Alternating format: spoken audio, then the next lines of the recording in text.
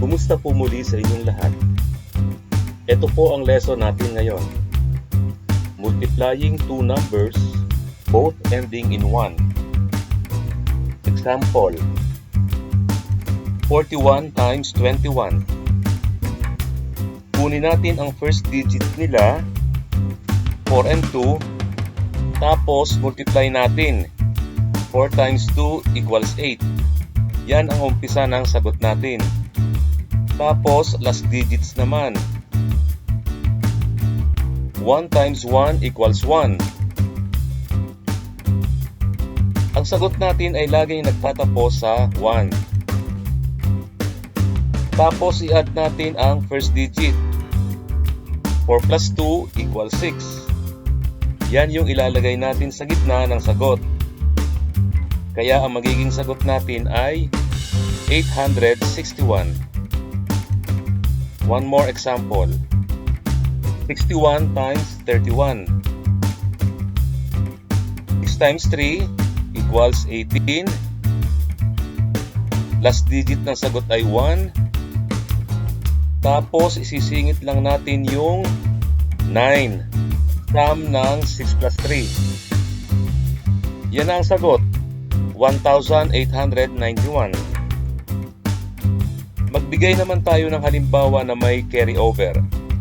Let's say 81 times 51.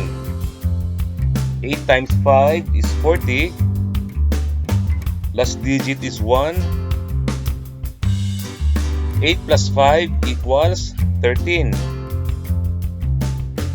Kaya ang magiging sagot natin ay 4,131. Isa pa. 91 times 71. 9 times 7 is 63. Ending ay 1. 9 plus 7 equals 16. Kaya ang sagot natin ay 6,461. Subukan naman natin sa 3 digits by 2 digits. Halimbawa,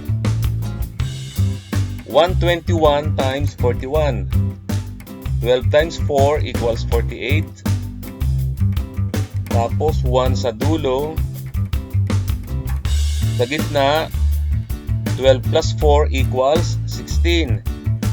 Ang sagot, 4,961. Parehong 3 digits naman.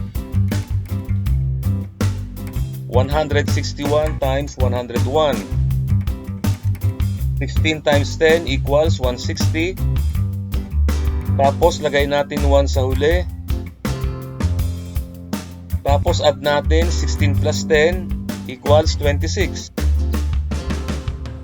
Kaya ang tamang sagot ay 16,261. Maraming salamat muli sa inyong panunood. Stay safe. God bless.